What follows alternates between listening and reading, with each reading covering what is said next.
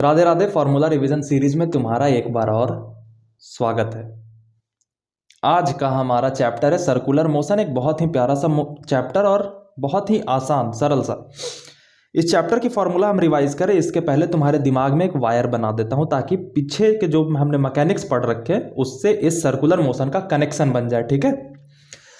Circular motion पढ़ने से पहले हम जितनी भी मैकेनिक्स पढ़ते हैं उसमें सारी चीज़ें सीधी रेखा में चल रही होती हैं। ठीक है। एक्चुअली सर्कुलर मोशन कोई अलग से सिलेबस का टॉपिक नहीं है, न्यूटन्स लॉज ऑफ मोशन का ही एक पार्ट है सर्कुलर मोशन, और थोड़ा सा वर्क पावर एनर्जी का पार्ट है सर्कुलर मोशन। ठीक है। तो हम अभी तक जितनी भी मैकेनिक्स पढ़ते हैं उसमें सारी चीज़ें सीधी रेखा में चल रही होती है, लेकिन सर्कुलर मोशन में सडनली आने के बाद क्या होता है कि चीज़ें ऐसे चलने लगती है। तो जब तक चीज़ें सीधी रेखा में चल रही थी तो क्या कांस्टेंट था? हर पॉइंट का डिस्प्लेसमेंट कांस्टेंट था। ये कलम सीधी रेखा में चल रहा है तो हर पॉइंट का डिस्प्लेसमेंट इसका कांस्टेंट है। लेकिन अब हमने इस पॉइंट को फिक्स रख के और इधर से घुमा दिया तो इसके हर पॉइंट का डिस्प्लेसमेंट अलग अलग हो गया। अब पूरी की पूरी जो पुरानी मैकेनिक्स थी वो तो इसी बात से स्टार्ट हुई थी कि हर बॉडी का डिस्प्लेसमेंट सेम था, तो हम किसी भी एक पॉइंट का डिस्प्लेसमेंट निकालते थे, पूरी बॉडी की एनालिसिस कर लेते थे हम। लेकिन अब दिक्कत आ गई कि यहां पे वो वाली एनालिसिस नहीं लगा सकते क्योंकि यहां पे हर पार्टिकल का डिस्प्लेसमेंट अलग हो जा रहा है। तो हमें एक नई क्वांटिटी सोचनी थी जो इस तरीके के मोशन में हर पार्टिकल के लिए कांस्टेंट रहे, नहीं तो पूरी की पूरी मैकेनिक्स फेल हो रही थी भैया। और पूरी मैकेनिक्स फेल होने से बच जाए इसके लिए हमने खोजी एक ऐसी ही क्वांटिटी जो कि इस तरीके के मोशन में हर पार्टिकल के लिए सेम है। और हमने गौर किया कि जितने भी पार्टिकल है जब उसे रोटेट कर दिया जाता है सर्कुलर मोशन में तो इस पार्टिकल के द्वारा जो सर्कल बना उसका जो आर्क लेंथ है और जो रेडियस है उसका रेशियो हर पॉइंट के लिए फिक्स है। मान लो कि इस कलम को मैंने ऐसे रोटेट किया तो ये भी रोटेट हुआ, ये भी रोटेट हुआ, ये भी रोटेट हुआ, और हर पॉइंट का डिस्प्लेसमेंट तो अलग अलग है, लेकिन जो ये आर्क लेंथ और रेडियस का रेशियो है, ये आर्क लेंथ और ये रेडियस, इसका जो रेशियो बन रहा था वो कांस्टेंट बन रहा था हर पार्टिकल के लिए। और हमें वो चीज़ मिल गई जिससे हम अब नई मैकेनिक्स डेवलप कर सकते थे, और उसका नाम दिया हमने एंगल, जिसे कहा थीटा, जो कि L/R का रेशियो था। अब जब वैज्ञानिकों को एक नई चीज़ मिल गई तो जब हम सीधी रेखा में चलते थे तो हर पार्टिकल के जो चीज़ कांस्टेंट रहती थी उसे हम कहते थे लीनियर डिस्प्लेसमेंट। तो जब हम इस तरीके के मोशन में चल रहे हैं और जो हर पार्टिकल के लिए चीज़ कांस्टेंट मिली उसका क्यों ना हम नाम दे दे एंगुलर डिस्प्लेसमेंट।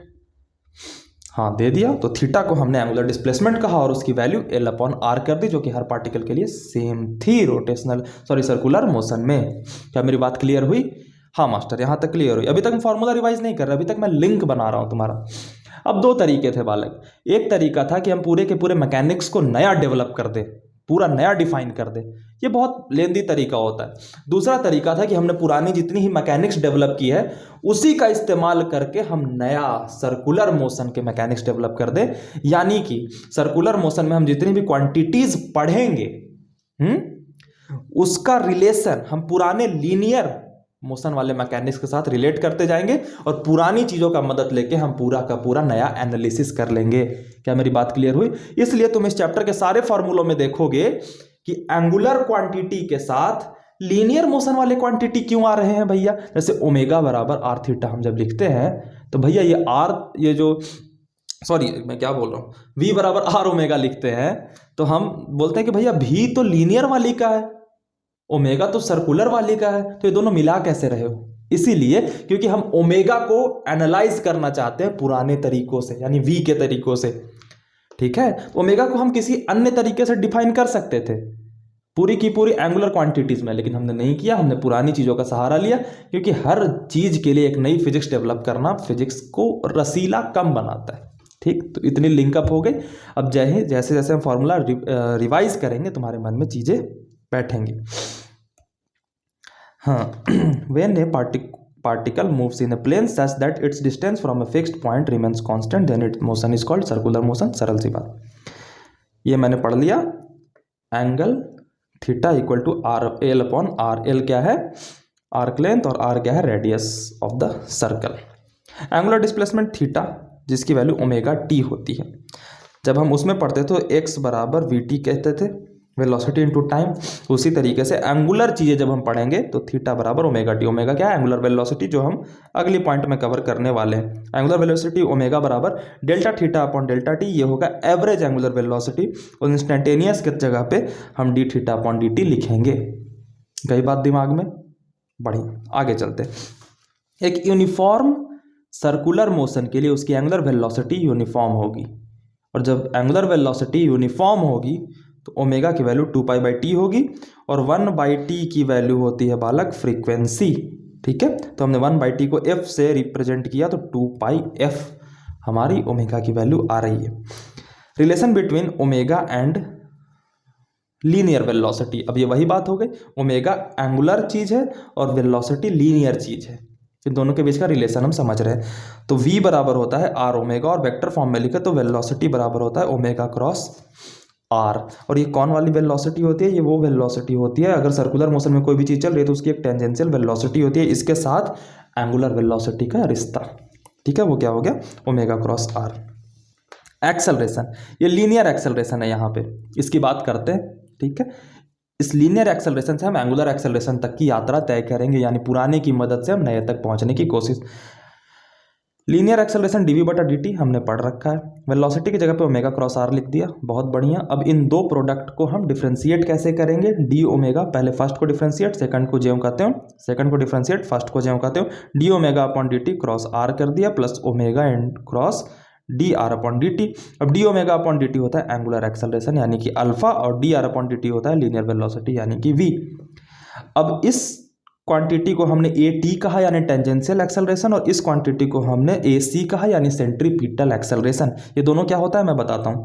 कोई भी पार्टिकल अगर सर्कुलर मोशन में चल रही है, बहुत खूबसूरती से चल रही है, ये पल पल पार्टिकल डायरेक्शन बदल रही है, हाँ ये तो फिक्स है, डायरेक्शन बदल रही है तभी सर्कुलर मोशन पे चल रही है। और दूसरी चीज है बच्चा कि इसके पास एक टेंजेंशियल वेलोसिटी भी होगी, तभी तो वो आगे बढ़ रही है ना। हाँ, अब दो चीजें हो सकती हैं, ये वेलोसिटी चेंज हो, टेंजेंशियल वाली है यानी वेलोसिटी इंक्रीज हो सकती है, मतलब मान लो शुरू में धीरे घुमा रहे फिर कस के घुमाने लगे, तो ये टेंजेंशियल वेलोसिटी चेंज हो सकती है। हाँ भैया, हो सकती है। और दूसरी चीज है कि ये एक एक्सेलरेशन अंदर की तरफ लग रहा है जिसे हम नाम देते हैं एसी, क्योंकि पल पल डायरेक्शन चेंज हो रहा है, यानी कि कोई तो है जो इसकी पल पल डायरेक्शन चेंज करा रहा है, और डायरेक्शन चेंज के लिए सिर्फ एक चीज जिम्मेदार होती है जिसे हम कहते हैं एक्सेलरेशन। तो ये सवाल भी पूछे जाते हैं, क्या पूछे जाते हैं कि ये जो वेलोसिटी में जो चेंज आएगा, उस चेंज के कारण जो एक्सेलरेशन पैदा होगा उसे हम कहते हैं एटी, टेंजेंशियल एक्सेलरेशन, और ये जो अंदर की तरफ जो इसका पल पल डायरेक्शन बदलवा रहा है उसे कहते हैं एसी, जिसे हम कहते हैं सेंट्रीपिटल एक्सेलरेशन। दोनों अलग अलग एक्सेलरेशन है। अब एक बात बताओ, क्या एसी के बिना सर्कुलर मोशन हो सकता है? नहीं हो सकता, क्योंकि बिना डायरेक्शन चेंज के सर्कुलर होगा ही नहीं, और डायरेक्शन चेंज करने के लिए एसी का होना बहुत बहुत बहुत जरूरी है। लेकिन क्या एटी के बिना सर्कुलर मोशन हो सकता है? बिल्कुल हो सकता है। कांस्टेंट वेलोसिटी से इसे घुमाते जाओ गोल गोल, तो वी जो है हमेशा कांस्टेंट रहेगा, चेंज नहीं होगा, तो एटी के बिना सर्कुलर मोशन हो सकता है। तो एक प्रश्न बन जाते हैं कि एसी और एटी में कौन इंपॉर्टेंट है? मस्ट है सर्कुलर मोशन होने के लिए, तो एसी इज मस्ट, एटी नहीं होगा तो चलेगा। यहां पे अब हम दोनों चीजों को डिफाइन करने की कोशिश करते हैं। टेंजेंशियल एक्सेलरेशन एटी की वैल्यू होती है अल्फा आर, जिसे हम dv/dt लिख सकते हैं, क्योंकि ये अल्फा आर जो ओरिजिनेट हो रहा है वो टेंजेंशियल वेलोसिटी के चेंज की वजह से ही ओरिजिनेट हो रहा है। तो change in tangential velocity with respect to time is dv/dt, और इसकी वैल्यू है अल्फा आर। सेंट्रीपिटल एक्सेलरेशन की वैल्यू है ओमेगा क्रॉस वी, जो कि अंदर की तरफ लग रहा है। या तो ओमेगा की जगह पे हम v अपॉन आर लिखेंगे तो इसी की वैल्यू v² अपॉन आर लिख सकते हैं, या फिर v की जगह पे ओमेगा आर लिखेंगे तो ओमेगा क्रॉस आर लिख सकते, ओमेगा स्क्वायर आर लिख सकते हैं एसी की वैल्यू। यहां तक नोट करो। अब जहां भी एक्सेलरेशन आएगा उसमें मास से मल्टीप्लाई करेंगे तो वो फोर्स में बदल जाएगा, यानी सेंट्रीपिटल एक्सेलरेशन में मास से गुना करेंगे तो वो सेंट्रीपिटल फोर्स बन जाएगा, यानी कि mass into centripetal acceleration v² upon r. Centripetal acceleration की वैल्यू ये थी ना, तो हमने mv² अपॉन आर पढ़ रखा है, सेंट्रीपिटल फोर्स को कहते हैं, और इसी के सूडो फोर्स को सेंट्रीफ्यूगल फोर्स कहते हैं, तो जो कि बराबर होता है सेंट्रीपिटल फोर्स या सेंट्रीफ्यूगल फोर्स के, दोनों बराबर है mv² अपॉन आर। कैसे आया आप समझ में आया? शाबाश। Magnitude of net A, net acceleration का मैग्नीट्यूड क्या हुआ? दो टर्म्स आ गए वेक्टर के फॉर्म में, तो वो तो आपको आता ही है, वेक्टर का मैग्नीट्यूड निकालने एसी का स्क्वायर प्लस एटी का स्क्वायर का अंडर रूट, और दोनों की वैल्यू रखी तो ये वाला एक्सप्रेशन आ गया। जब हम लीनियर मोशन पढ़ते थे तो उसमें कांस्टेंट एक्सेलरेशन के लिए बालक 3 इक्वेशन ऑफ मोशन लिखते थे, तो इसमें भी हम 3 इक्वेशन ऑफ मोशन लिखते हैं कांस्टेंट अल्फा के लिए। ओमेगा फाइनल बराबर omega initial into alpha T plus alpha T, जो कि है लीनियर इक्वेशन का कॉपी। वो कौन सा इक्वेशन है? v बराबर u plus a t. Theta बराबर omega initial t plus half alpha t square, omega final square equal to omega initial square plus 2 alpha theta. ये तीनों इक्वेशंस आपको इस्तेमाल करने आने चाहिए, बड़े सरल होते हैं। रेडियस ऑफ कर्वेचर, दिमाग को ठंडा करो। 3 2 1, लंबी सांस, धीरे से काम डाउन। तेज हो गया? कोई बात नहीं, मैं हूं ना, धीरे धीरे रिकॉल करेंगे। रेडियस ऑफ कर्वेचर पे चलें? परमिशन है? मुस्कुरा दो एक बार। ऐसे ना, ऐसे पैनिक चेहरे में तुम अच्छे नहीं लगते, तो थोड़ा सा मुस्कुराते हुए देखोगे तो ज़्यादा समझ आएगी। धीरे शुरू करें, ठीक है। रेडियस ऑफ कर्वेचर क्या होता है पता है? हम सर्कल में ना चल के बालक कुछ भी रैंडम पैथ पे ऐसे चलने लगे, ठीक है। तो ये जो पाथ है, ये इस जगह पे एक सर्कल का हिस्सा है, हाँ। यहाँ पे एक छोटे सर्कल का मान लो हिस्सा हो गया, हाँ। तो इस पाथ का ये वाला सर्कल रेडियस ऑफ कर्वेचर इस पॉइंट के लिए कहलाएगा, और इस पाथ का ये वाला सर्कल रेडियस ऑफ कर्वेचर इस पॉइंट के लिए कहलाएगा। यानी कि जिस पॉइंट पे कोई पार्टिकल है वहाँ से कोई सर्कल बनेगा, अगर बन रहा है तो उसका जो रेडियस होगा वो रेडियस ऑफ कर्वेचर कहलाएगा। ठीक है। तो उसी की वैल्यू निकालना हमें सिखलाया जाएगा इसमें, और उसी का एग्जाम में पूछता है वैल्यू, सीधा रेडियस ऑफ कर्वेचर पूछ देता है। तो रेडियस ऑफ कर्वेचर, अब रेडियस ऑफ कर्वेचर कब बनेगा? जब कुछ मोमेंट के लिए वो पार्टिकल जो है वो सर्कुलर मोशन में चल रहा है, और सर्कुलर मोशन में चलने के लिए मस्ट क्या है? सेंट्रीपिटल एक्सेलरेशन, ठीक है। तो इसके तरफ, सेंटर की तरफ जो फोर्स लग रहा है उसे कहते हैं सेंट्रीपिटल एक्सेलरेशन, जिसको हमने ए एन से रिप्रेजेंट किया है, और वो क्या होता है? V square upon r. तो आर बराबर v square upon a n, centripetal acceleration. अब एक बात का ध्यान रखना, धीरे से बता रहा हूं, ठीक है। Centripetal acceleration m v square upon r हो हमेशा जरूरी नहीं है। सर्कुलर मोशन में चलने के लिए कोई भी फोर्स हो जो उसको सर्कुलर मोशन में चला रहा है वो सेंट्रीपिटल एक्सेलरेशन का काम करता है।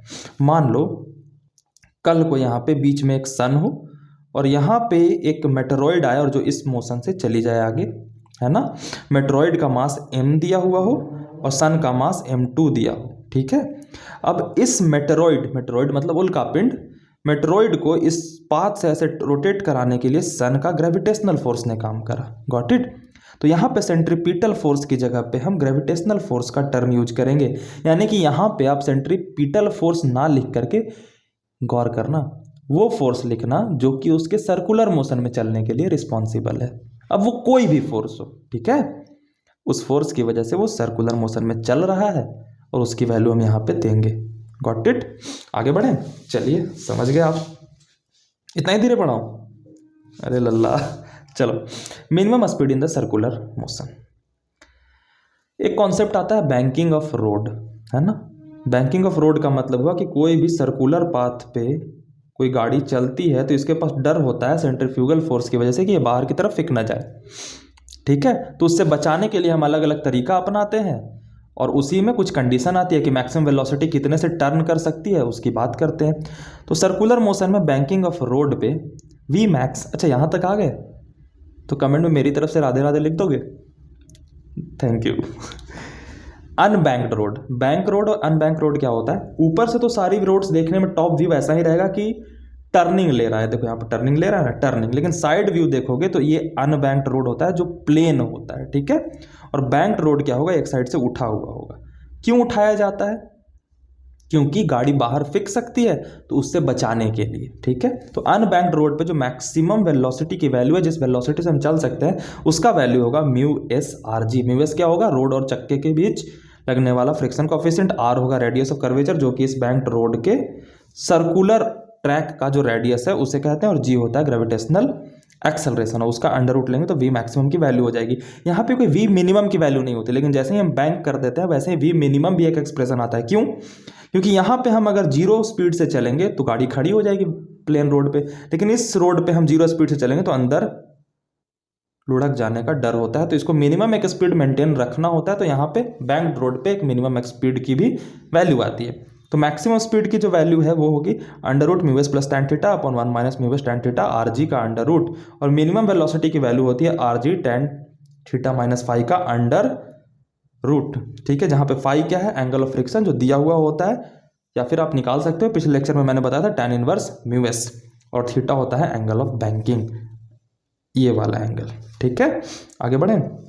बेंडिंग ऑफ साइकिलिस्ट, आपने साइकिल चलाई होगी तो आपने देखा होगा कि आप सर्कुलर ट्रैक पे जब चलते हो तो आप सीधे नहीं जाते, आप थोड़े से बेंड होके चलते हो। तो ये वर्टिकल के साथ कितने एंगल पे बेंड होगा कि बहुत अच्छे से मुड़ पाए, उसकी वैल्यू निकालनी होती है। उसका वैल्यू होता है tan थीटा बराबर v square upon r g. वी है बंदे की वेलोसिटी जो साइकिल चला रहा है, आर है जिस रेडियस के रोड में वो टर्न ले रहा है, और जी है एक्सेलरेशन ड्यू टू ग्रेविटी यानी 9.8।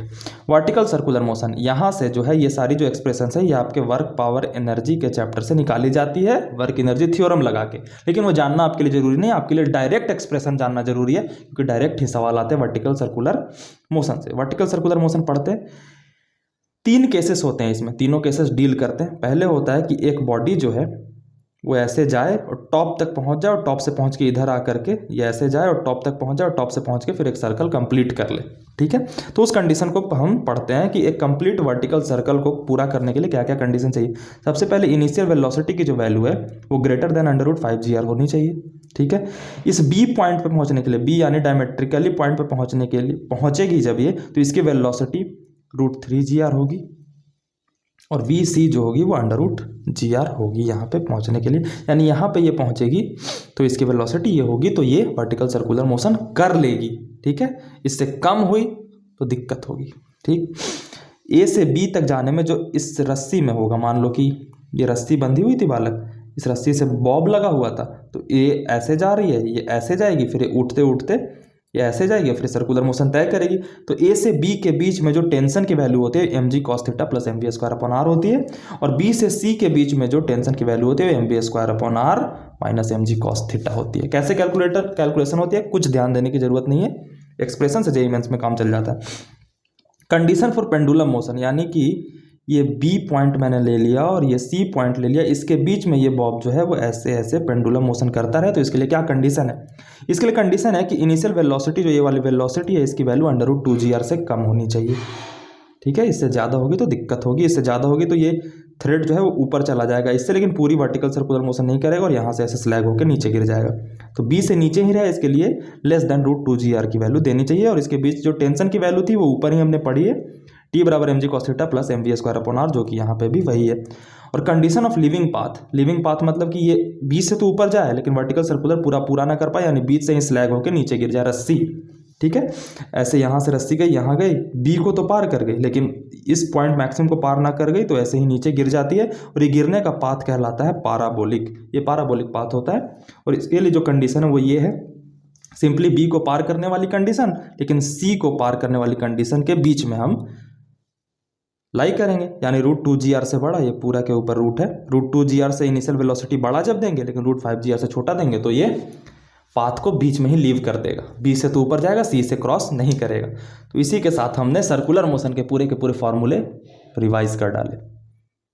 अब तुम्हें जाना है प्रीवियस ईयर क्वेश्चन लगाने हैं जेईई मेंस 2023 में। अप्रैल अटेम्प्ट में तो 6 या 7 सवाल ही पूछे गए हैं, लेकिन जनवरी अटेम्प्ट में अच्छे खासे सवाल पूछे गए हैं, और गारंटी दे रहा हूँ जेईई मेंस जनवरी में अच्छे खासे सवाल पूछे जाएंगे, क्योंकि सर्कुलर मोशन एक ऐसा टॉपिक है जिससे जेईई मेंस ने बहुत दिनों से छेड़छाड़ नहीं की। तो इसको थोड़ा ध्यान से देख लेना, बाकी आसान सा चैप्टर है। राधे राधे।